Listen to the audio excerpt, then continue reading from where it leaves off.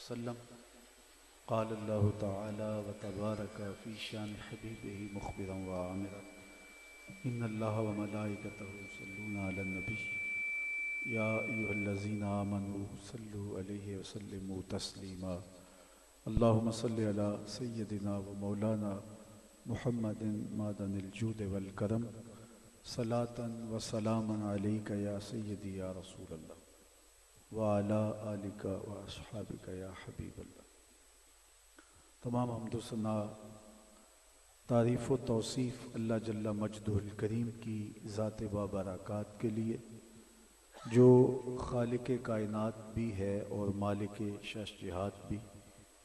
اللہ جل وعلا کی حمد و ثنا کے بعد رسول رحمت، شفیع معظم، نبی محتشم، حضور ختم المرتبت، اللہ کے پیارے، امت کے سہارے، رب کے محبوب، دانائے غیوب، مالک رقاب امم، فخر عرب و عجم، والی کون و مکان، سیاہ لا مکان، سید انس و جاں، سرور لالا رخاں، نیر تاباں، سر نشین مہوشاں، ماہ خوباں، شہنشاہ حسینہ، تتمہ دوراں، سر خیل جمالاں، جلوہ صبح ازل، نور ذات لم یزل، باعث تکوین عالم، فخر آدم و بنی آدم، نیر بدہا، رازدار ما اوہا، شاہد ما طغا، صاحب علم نشرہ، معصوم آمنہ احمد مجتبیٰ، حضرت محمد مصطفیٰ صلی اللہ علیہ وآلہ وسلم کے حضور ناز میں اپنی عقیدتوں، ارادتوں اور محبتوں کا خراج پیش کرنے کے بعد عالی مرتبت سادات کرام، ذی وقار علماء کرام، سامعین، السلام علیکم ورحمۃ اللہ وبرکاتہ۔ ہمارے محترم جناب بھٹی صاحب نے مجھے بارہا آج کی اس کانفرنس میں شامل ہونے کا کہا۔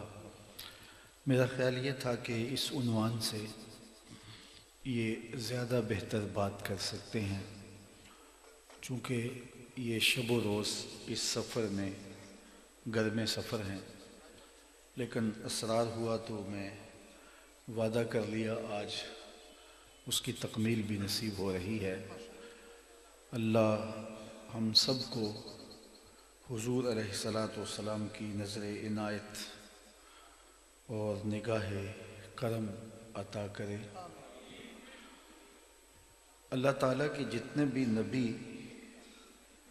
رسول اور پیغمبر آئے ہیں، اس کی ایکو بند کر دیجیے، جتنے بھی رسول اور پیغمبر، انبیاء علیہم السلام آئے ہیں، ان کی اس طرح حفاظت نہیں کی گئی جس طرح اللہ نے اپنے محبوب کی حفاظت کا ذمہ اپنے ذمہ کرم پہ لیا۔ بنی اسرائیل نے انبیاء کو شہید کر دیا، سر پہ آرا رکھ کے پاؤں تک چیر دیے گئے، لیکن اللہ نے اپنے محبوب علیہ السلام کی حفاظت اپنے ذمہ کرم پہ کی۔ جب یہ آیت کریمہ نازل ہوئی، واللہ یعصمک من الناس، تو اس وقت حضور ایک خیمہ نوری میں تشریف فرما تھے اور ایک صحابی حضور کے پہرے پر کھڑا تھا۔ تو آقا کریم نے سر انور باہر نکالا اور ارشاد فرمایا کہ اب تم چلے جاؤ، میری حفاظت میرے رب نے اپنے ذمہ کرم پہ لے لیا۔ سوال یہ کھڑا ہوتا ہے کہ جو دیگر انبیاء علیہم السلام ہیں وہ بھی اللہ کے سچے نبی ہیں، اور اللہ نے ان کی اس طرح حفاظت نہیں کی، حتیٰ کہ کئی نبی شہید کر دیے گئے، لیکن محبوب سے فرمایا کہ تمہارا بال بھی بیکا نہیں ہوگا، تمہاری حفاظت ہمارے ذمہ کرم پہ ہے۔ تو حضور کی حفاظت اللہ نے اپنے ذمہ کرم پہ لی، تو باقی نبیوں کی یوں حفاظت کیوں نہیں کی؟ یہ ایک سوال ہے۔ دوسرا سوال کہ 4 کتابیں اور 100 صحیفے نازل ہوئے ہیں۔ ساری کتابیں منزل من اللہ ہیں، اور نفس کلام میں ساری کتابیں اور صحیفے برابر ہیں۔ قرآن مجید کو ہم افضل کہتے ہیں تو یہ اس معنی میں کہ اس کی تلاوت کا ثواب زیادہ ہے، ورنہ کلام الہی ہونے میں زبور، انجیل، تورات، صحف موسیٰ، صحف ابراہیم اور باقی صحیفے برابر ہیں۔ جس طرح سورہ یاسین اور دیگر قرآن مجید کی صورتیں باقی صورتوں سے افضل اور اشرف ہیں، تو وہ ثواب کی کثرت کی وجہ سے ہیں۔ اللہ کا کلام نفس کلام ہونے کے ناطے سے سارا کلام برابر ہے۔ تو 100 صحف اور 3 کتابیں، ان کی حفاظت اللہ نے اپنے ذمہ کرم پہ نہیں لی، ان کے اندر تحریف راہ پا گئی، لوگوں نے اپنی خواہشات کو شامل کر دیا، کچھ چیزیں نکال دیں، کچھ چیزیں اپنی طرف سے شامل کر دیں، لیکن قرآن کی حفاظت اللہ نے اپنے ذمہ کرم پہ لی اور فرمایا کہ اس کا کوئی لفظ بھی نہیں بدل سکتا، ایک حرف بھی تبدیل نہیں ہو سکتا، اس کی حفاظت ہمارے ذمہ کرم پہ ہے۔ اور اس کا ظاہری اہتمام یہ کیا کہ کتاب اللہ کو سینوں میں محفوظ کرنا لوگوں کے لیے آسان کر دیا، جبکہ پچھلی کتابوں کے حافظ صرف نبی ہوتے تھے، لیکن اس امت کو یہ اعزاز دیا۔ ابن عساکر نے اپنی تاریخ میں لکھا ہے کہ حضرت موسیٰ علیہ السلام نے جب الواح تورات کا مطالعہ کیا تو اس میں لکھا تھا اللہم انی اجد فی الالواح امتاً اناجیلہم فی صدورہم یقرؤونہا ظاہرا فاجعلہا امتی۔ اے اللہ، میں نے الواح تورات میں ایک امت کا تذکرہ پڑھا ہے جو بن دیکھے قرآن پڑھیں گے، ان کی انجیلیں ان کے سینوں میں ہوں گی اور بن دیکھے پڑھیں گے، فاجعلہا امتی، وہ امت میری امت بنا دے۔ قال تلک امت احمد، کہا یہ تو میرے پیارے احمد کی امت ہے، یہ تو اعزاز ان کا ہے۔ حدیث بہت طویل ہے، 9 سوال کیے تھے کہ مالک ان کا یہ اعزاز ہوگا، یہ اعزاز ہوگا، وہ امت میری امت بناتے، قال تلک امت احمد۔ ہر سوال کے جواب میں یہی کہا گیا، یہ تو میرے پیارے احمد کی امت ہے۔ جب 9 سوال کر لیے اور ہر سوال کا جواب یہ تھا کہ یہ میرے پیارے احمد کی امت ہے، تو کہا اللہم اجعلنی من امت احمد، اللہ وہ امت میری امت نہیں بناتا، مجھے اس نبی کی امت سے کرتا ہے۔ 12 نبیوں نے حضور کی امت میں ہونے کی آرزو کی ہے۔ آپ خوش قسمت ہیں، میں خوش قسمت ہوں کہ میں حضور کا غلام ہوں۔ ساری زندگی سجدے میں سر رکھ کے تشکر کے کلمات بولتا رہوں، حق کے شکر ادا نہ ہو۔ میرے اور آپ کے بدن پہ اتنے بال نہیں ہیں جتنے رسول اللہ کے احسانات ہیں، ہمارا بال بال قرض رسالت میں جکڑا ہوا ہے۔ یہ کیا کم ہے کہ ہم ان کے غلام ہیں۔ نبی آرزویں کریں، وہ جس کے نام پر داؤد نے نغمہ سرائی کی، وہ جس کے ذکر پر شاہ سلیمان نے گدائی کی، دل یحییٰ میں رہ گئے ارماں جس کی زیارت کے، لب عیسیٰ پہ آئے واز جس کی شان رحمت کے، جو بن کے روشنی پھر دیدہ یعقوب میں آیا، جسے یوسف نے اپنے حسن کی نئے رنگ میں پایا، ندانم آں گلے خنداں چے رنگ و بو دارد، کہ مرغے ہر چمن آرزوئے او دارد۔ ہر کوئی اسی کی تمنا، کوئی کہہ رہا ہے لیسا بفظ ولا بغلظ، کوئی بول رہا ہے اسمہ هو المتوکل۔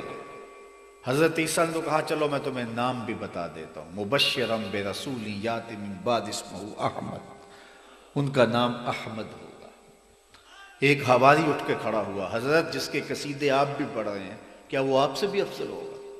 ہر مرید سوچتا ہے میرے پیر سے افضل کون ہو سکتا ہے، ہر شاگرد سوچتا ہے میرے استاد سے بہتر کون ہو سکتا ہے، ہر کارکن کہتا ہے میرا لیڈر تو پھر میرا لیڈر ہے، تو پھر امتی بھی سوچتا ہے میرا نبی تو میرا نبی ہے۔ لیکن جب اپنے نبی کی زبان سے کسی اور کے قصیدے سنیں تو بے ساختہ کا حضرت جس کے قصیدے آپ بھی پڑھ رہے ہیں کیا آپ سے بھی افضل ہوگا؟ تو سنو حضرت عیسیٰ نے کیا جواب دیا، ٹھنڈ پڑ جائے گی آپ کے سینے میں۔ حضرت عیسیٰ نے کہا افضل ہونے کی بات کرتے ہو، وہ تو اتنی عظمتوں کا حامل ہے، اگر اس کے نالین کے تسمے کھولنے کی سعادت ابن مریم کو مل جائے تو یہ بھی مقدر کی بات ہے، یہ بخت کی بات ہے کہ ان کے نالین کے تسمے کھولنے کی سعادت نصیب ہو جائے۔ وہ اتنا عظیم المرتبت ہے، وہ اتنی شانوں کا مالک ہے، وہ اتنا اونچا ہے، اللہ اکبر، ان کی شانوں کے کیا کہنے۔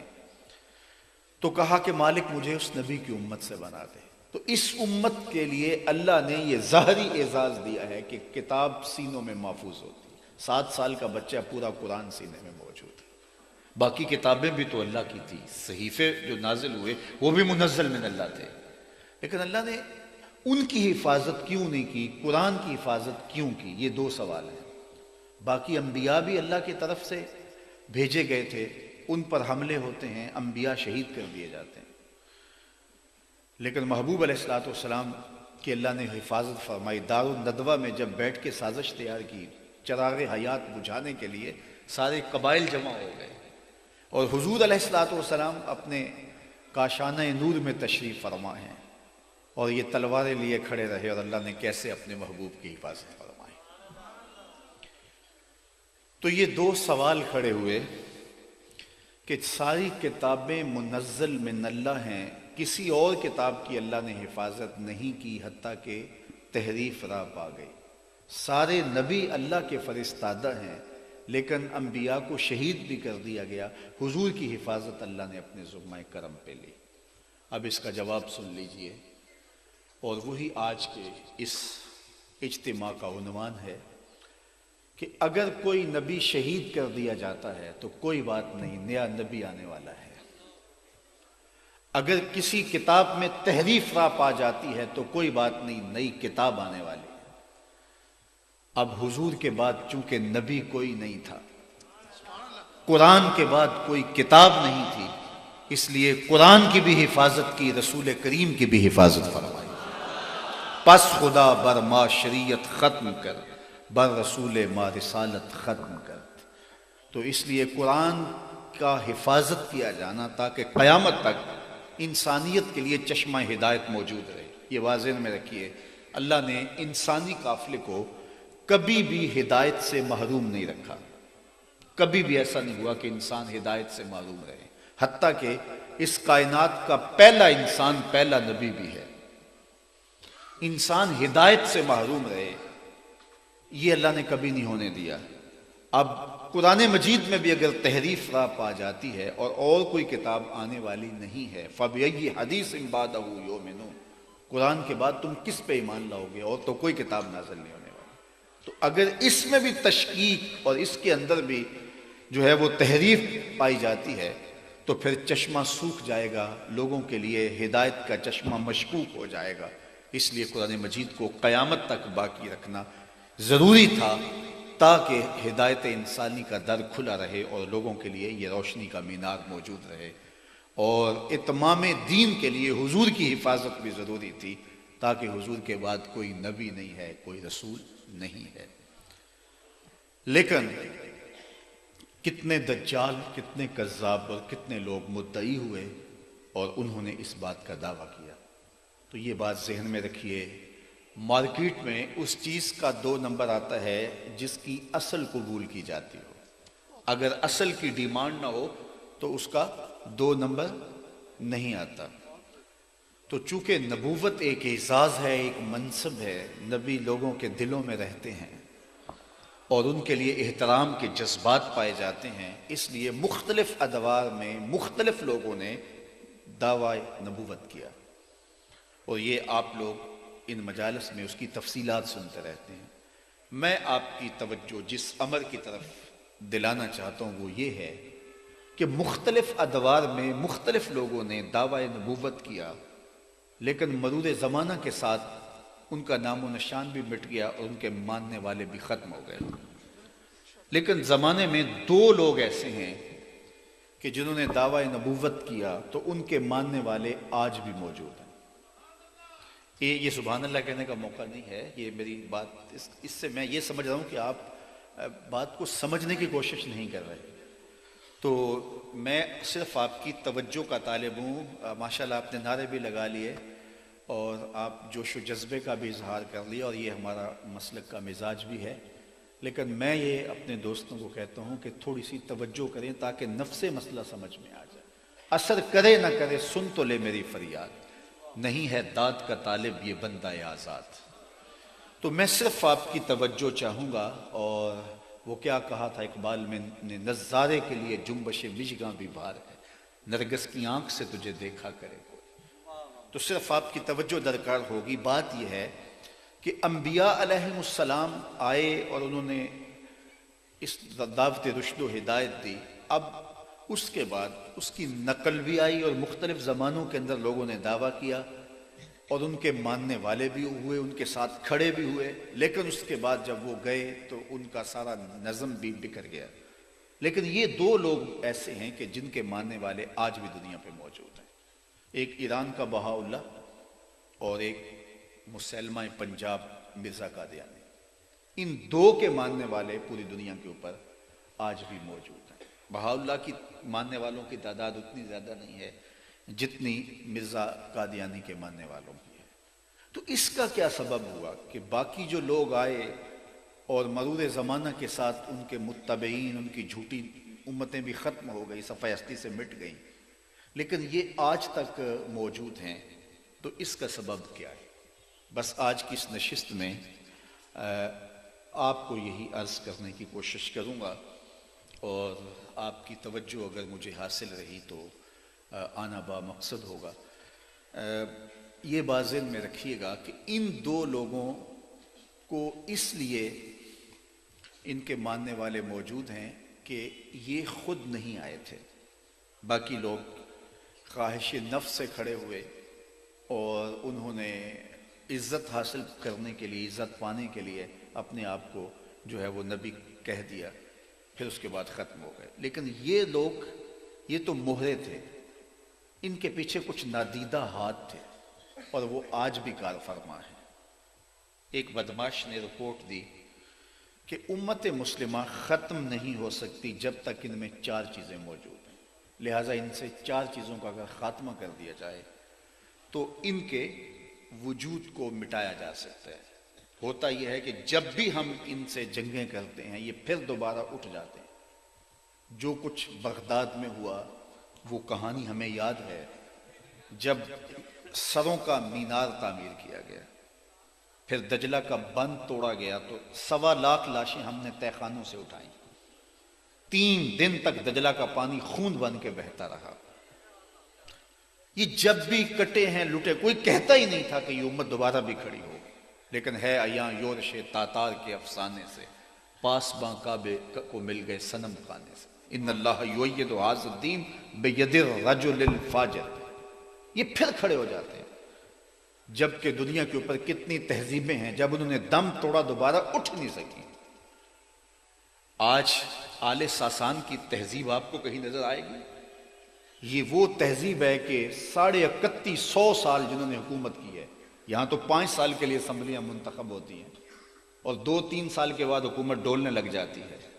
3150 سال ایک خاندان حکومت کرتا رہا ہے اور 150 حکمران یکے بعد دیگرے تخت نشین ہوئے. لیکن آج دنیا آل ساسان کا نام بھی نہیں جانتا، تہذیب تو دور کی بات ہے. مشتاق یوسفی نے کیا خوب کہا تھا، مٹ گیا مشتاق دل سے رنگے یاد رفتگاں، پھول مہنگے ہو گئے قبریں پرانی ہو گئیں. کون کسی کو یاد کرتا ہے؟ کسی کو نقشہ بھی یاد نہیں ہوتا ہے. کتنی تہذیبیں اٹھیں لیکن ان تہذیبوں کے نشان بھی مٹ گئے، جنگیں توڑ کے رکھ دیتی ہیں. لیکن اس تاریخ نے کربلا بھی دیکھی، لٹتا ہوا غرناطہ بھی دیکھا، اشبیلیہ کے اندر قتل عام بھی دیکھا. مسلمانوں کی تاریخ دردناک ہے، لٹتا ہوا بغداد بھی دیکھا.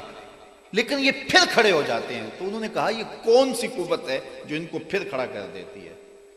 تو ان کو قتل کر دیتے ہیں، ان کے ٹکڑے کر دیتے ہیں، ان کے جسم کو 2 ہاتھیوں کی پچھلی ٹانگوں سے باندھ کے چیر دیا جاتا ہے، عبرت کا نشان بنایا جاتا ہے.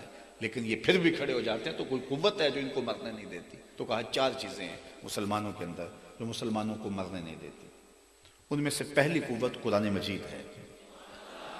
یہ ان کی غیر متبدل تھیوری ہے. جب تھیوری قائم رہتی ہے تو پریکٹیکل اس کے مطابق آتا رہتا ہے.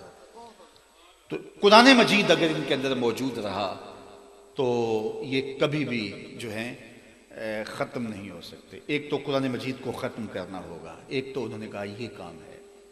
دوسری بات، مسلمانوں کے اندر ایک نظم ہے اجتماعیت کا. محلے کی سطح پہ 5 گانا نماز ہے، علاقے کی سطح پہ جمعۃ المبارک کا خطبہ ہے، شہر کی سطح پہ عیدین کے 2 اجتماع ہیں، عالمی سطح پہ حج ہے. یہ ان کا نظم ہے. تو جب تک حج ختم نہیں ہوتا، اس کی مرکزیت ختم نہیں ہوتی، اتنی دیر تک یہ ناقابل تسخیر رہیں گے. تیسری بات اس امت کو جو مرنے نہیں دیتی وہ جذبہ جہاد ہے.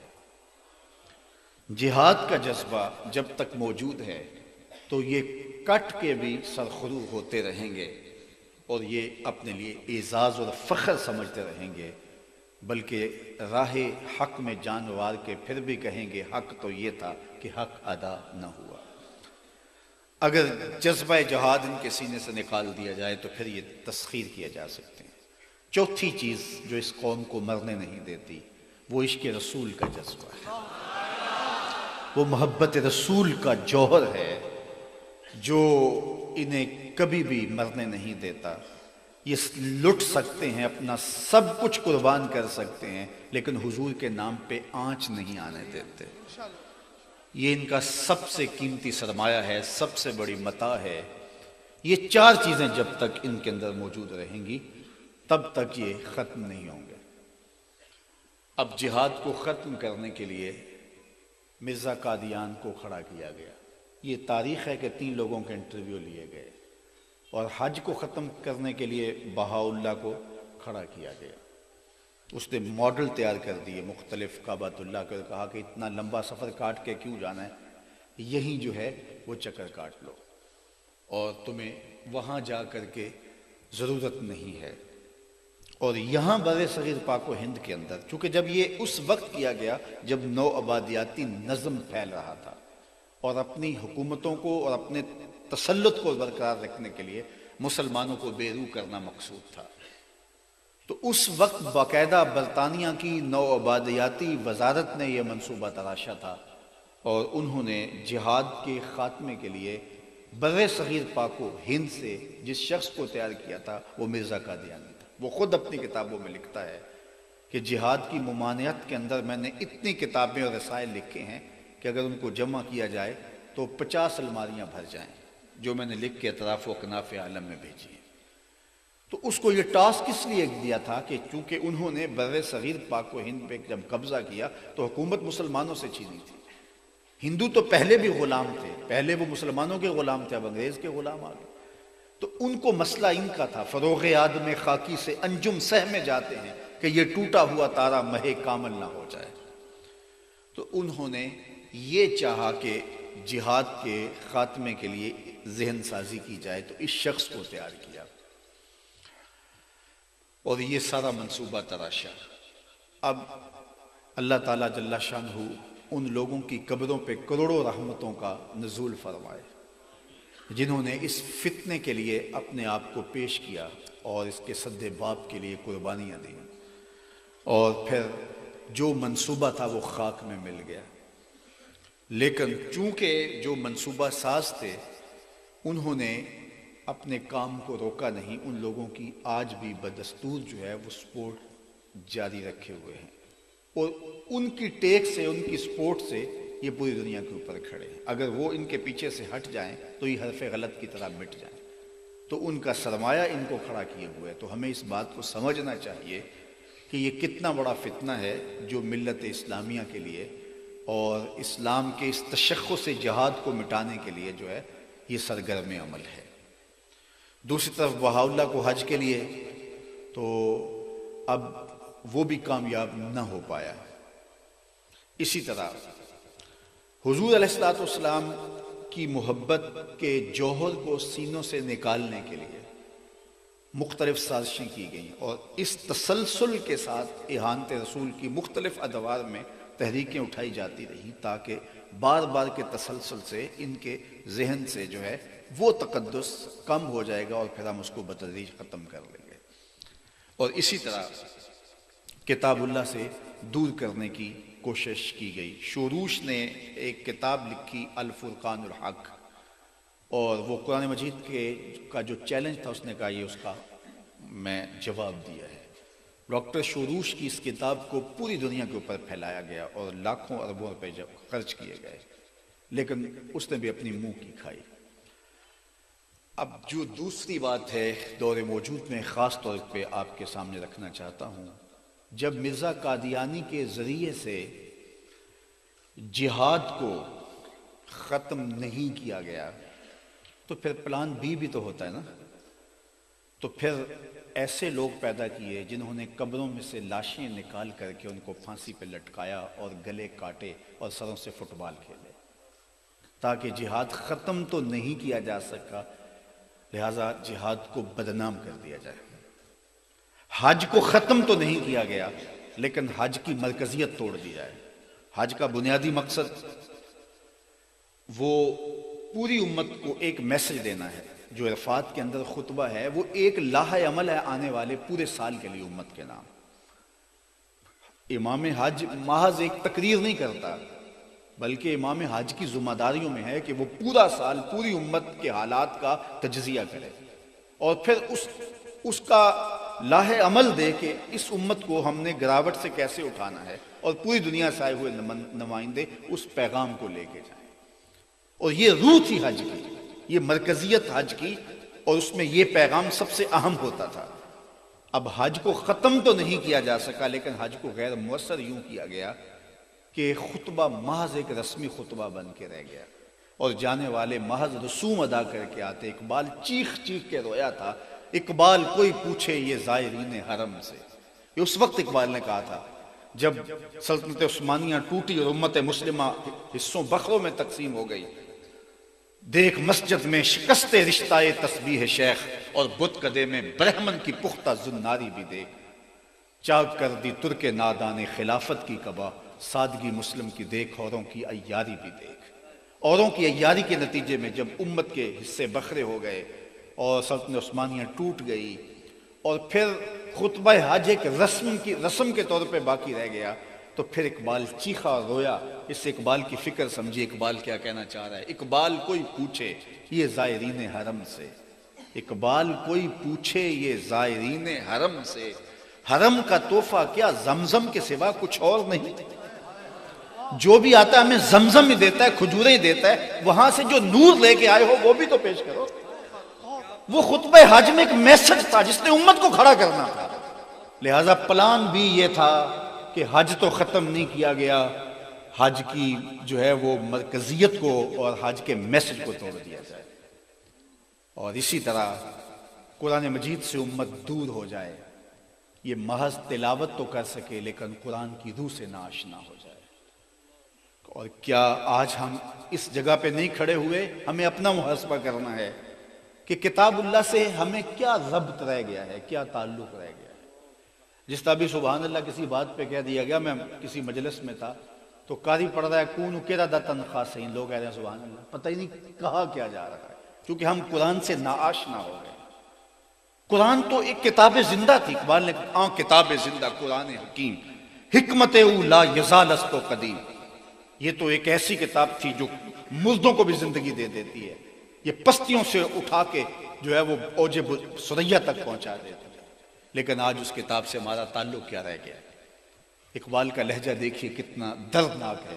ببند صوفی و ملا اسیری، حیات از حکمت قرآن گیری، با آیاتش ترا کار جزی نیست، کیا یاسین او آساں بمیر۔ اقبال کہتا ہے تو جاہل صوفی اور کاہل ملا کے ایسے پھندے میں پھنسا کہ تو نے قرآن سے زندگی تلاش نہیں کی۔ قرآن کی آیتوں سے تجھے صرف اتنا سروکار ہے، جب تیرے بوڑھے کی روح اٹک گئی تو سورہ یاسین لے کے بیٹھ گیا کہ اس کی روح آسانی سے نکل جائے۔ اقبال کہتا ہے اس میں شک نہیں کہ اس کو فائدہ ہوتا ہے، لیکن اس قرآن سے بھی تو نے مرنا ہی سیکھا، کاش اس قرآن سے جینا سیکھ لیا ہوتا۔ یہ تو حیات آفری کتاب ہے۔ بلکہ آگے چل کے اقبال نے کہا کہ فاش می گوئم آنکھ در دل مزمرست، ای کتابیں نے چیزیں دیگر است۔ اگر میں کھل کے کہوں نا جو میرے سینے میں چھپا ہے یہ کتاب نہیں، یہ کوئی اور ہی شے ہے۔ یہ تو زندہ کر دیتی ہے، تو کھڑا کر دیتی ہے۔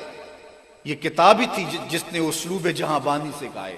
حضرت عمر روئے ارض تہامہ سے گزرتے ہوئے، کہا کہ حضرت کیوں رو رہے ہیں؟ 23 لاکھ مربع میل کی حکمرانی اور آپ بچوں کی طرح بھی لگ کے رو رہے ہیں؟ کہا یہی جگہ تھی، میرے باپ خطاب نے 5 اونٹ دیے تھے، کہا لائن میں سیدھا کرو۔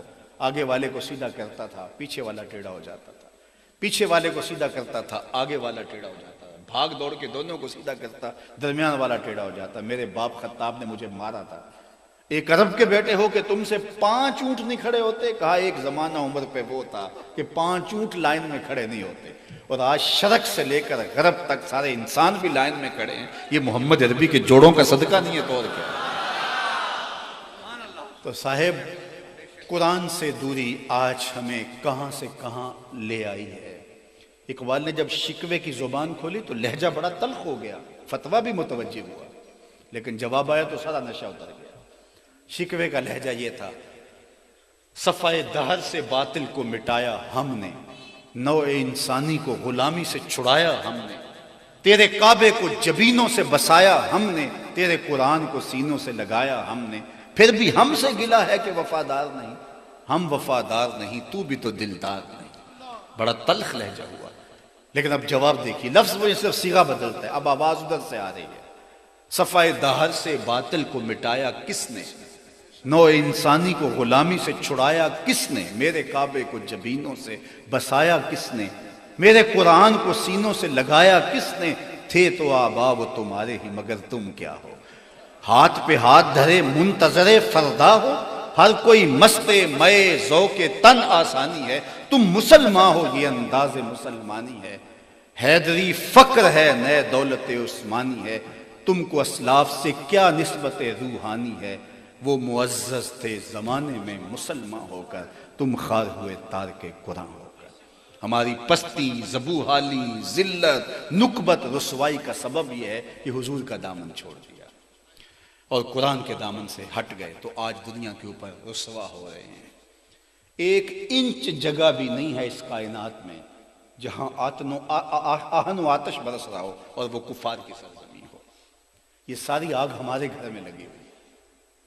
آج سیریا کے اندر جو کچھ ہو رہا ہے، باقی مسلم امہ جس درد اور کرب سے گزر رہی ہے، یہ دردناک کہانی ہے۔ گلا وفائے جفا نوا جو حرم کو اہل حرم سے ہے، کسی بت کدے میں بیان کروں تو صنم بھی کہہ دیں ہری ہری۔ چوتھی بات، عشق رسول، یہ ہمارا سرمایہ حیات ہے، یہ ہماری دولت ایمان ہے۔ ایمان کی تکمیل ہی نہیں ہوتی اگر حضور کی محبت نہیں ہے۔ محبت حضور سے یہ ہماری زندگی ہے، ہمارا اثاثہ ہے۔ ہمارے دشمن سے ہم سے یہ دولت بھی چھیننا چاہیے۔ اس امت میں حضور کے نام پر اختلاف پیدا کروائے گئے۔ ماضی میں آپ دیکھ لیجئے، معتزلہ سے ہماری لڑائی کیا تھی؟ خلق قرآن کے مسئلے پہ۔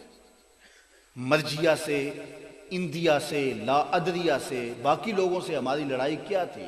رزق حلال، رزق حرام، کیا رزق ہے یا نہیں ہے، کیسے عنوانات تھے جن پہ لڑائی تھی؟ مسائل پہ اختلاف تھا۔ کبھی حضور کی ذات وجہ نظر نہیں بنی، لیکن جب نو آبادیاتی نظم پھیلنے لگا تو پھر کیا کیا بولیاں بولنے لگی، اور پھر حضور علیہ السلام کی شان کو لوگ تولنے بیٹھ گئے۔ اس کو تولنے لگے جو تولا نہیں جا سکتا، اس کو ناپنے لگے جو ناپا نہیں جا سکتا۔ ڈٹھے ورق قرآن دے پھول سارے، تیری شان جیا نہیں کوئی ہور ڈٹھا، تیری شان دا کرے مقابلہ جڑا، انہوں عاشقاں اصلی چور ڈٹھا، کوئی نور آکھے کوئی بشر آکھے، پیندہ رات دنے ایہو شور ڈٹھا، اللہ والیاں گل مکا دیتی تساں ہور ڈٹھا ساں ہور ڈٹھا۔ تم نے حلیمہ کی بکریوں کے پیچھے پیچھے دیکھا ہے، سدرہ پر جبریل کے آگے آگے نہیں دیکھا۔ تو یہ امت اس نام پر فرقوں میں بٹ گئی اور ہمارے سینوں سے حضور کا پیار نکالنے کی سازش کی گئی۔ فرقہ فرقہ ہو گئی امت، گروہوں میں بٹ گئی، تقسیم ہو گئی امت۔ پھر اوپر قیامت توڑی گئی۔ جب امت کمزور ہو گئی تو پھر اس سے بڑی قیامت ہو سکتی ہے کہ پیغمبر حسن و جمال کے خاکے تراشے جانے لگے۔ لیکن صاحب آخری بات، اور میری گفتگو اختتام کو پہنچے، حضور کا نام نقطہ اتحاد ہے۔ حضور کا نام نقطہ اتحاد ہے۔ چوں گلے صد برگ مارا بو یکیز، او کے جانے ای نظاموں او یکیز، مستے چشمے ساقیے بتہاستیں، در جہاں مثل مئو می ناستیں۔ حضور کا نام ہمیں جوڑتا ہے، حضور کا نام ہمیں ایک پلیٹ فارم پہ جمع کرتا ہے، یہ وحدت کی علامت ہے۔ میرا اور آپ کا کیا رشتہ ہے؟ ایک ہی نام ہے جو میری اور آپ کی محبت کا سبب ہے۔ میرے استاد جھوم کے پڑھا کرتے تھے، محمد کی وساطت سے محبت تیری میری ہے، محبت اصل ہے ان کی، نہ تیری ہے نہ میری ہے۔ تو دشمن نے ایک تیر سے کئی شکار کرنا چاہے، اور اس نے جس انداز کے ساتھ اسلامی ممالک کے سربراہان کو اور کارپردازان کو بے حسی کی چادر اڑائی اور عوام اور لوگوں کے درمیان اور حکمرانوں کے خلاف تفاوت پیدا کیا، ادھر پیغمبر حسن و جمال کے خاکے تراش کر کے ہماری روحوں تک کو گھائل کر دیا۔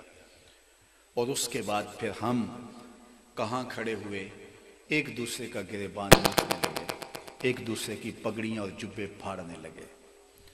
ہمیں اس نازک موقع پہ، چونکہ یہ ہماری وہ متاع ہے کہ جس سے ایک لمحے کے بغیر بھی ہم زندہ نہیں رہ سکتے۔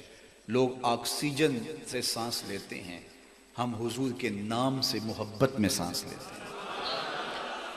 تو یہ دشمن کا منصوبہ ہے کہ ہمارے سینوں سے یہ چار چیزیں نکال دی جائیں، اور ان کا ایک پلان اگر ناکام ہوتا ہے تو پھر جو ہے وہ دوسرا منصوبہ سامنے آ جاتا ہے۔ دشمن غافل نہیں ہے، ایک لمحے کے لیے فارغ نہیں ہے، وہ ہمارے سینے سے کھرچنا چاہتا ہے حضور علیہ السلام کے مبارک نام کو۔ اقبال نے وہ ابلیسی سازش کے نام سے، وہ جو ابلیس کی مجلس شورا کے نام سے جو کہانی لکھی ہے، اس میں ان کا یہ آخری پلان یہ تھا کہ وہ فاقہ کش جو موت سے ڈرتا نہیں ذرا، روح محمد اس کے بدن سے نکال۔ اب دشمن اس منصوبے پہ کھڑا ہے کہ روح محمد ان کے سینے سے کیسے نکالی جائے، ان کے بدن سے کیسے نکالی جائے۔ لیکن دشمن کو یہ سمجھ لینا چاہیے، یہ امت ہر امتحان میں فیل ہو سکتی ہے، لیکن حضور کی محبت میں کبھی فیل نہیں ہوئی ہے۔ اس میں اس نے ہمیشہ سرخروئی اور کامیابی حاصل کی ہے۔ صرف ہمیں پوری ذمہ داری کے ساتھ اور پورے جو ہے وہ عواقب اور نتائج کو نظر رکھے ہوئے منصوبہ بندی کرنا ہوگی، اور اس امت کی حفاظت کے لیے اپنے کردار کو پیش کرنا ہوگا۔ اقبال کے سارے کلام کا رس نچوڑیں تو خلاصہ یہ نکلتا ہے کہ محمد سے وفا تو نے تو ہم تیرے ہیں، یہ جہاں چیز ہے کیا لوح و قلم تیرے ہیں۔ اقبال نے کہا کہ اگر حضور سے پیار کرو پھر قلم بھی تمہیں دے دیں گے، تختی بھی تمہیں دے دیں گے، پھر جو لکھنا ہوا خود لکھ لینا۔ تمہاری تقدیر کے فیصلے واشنگٹن میں نہیں ہوں گے، بلکہ خدا بندے سے خود پوچھے گا بتا تیری رضا کیا ہے۔ وآخر دعوانا ان الحمد للہ رب العالمین۔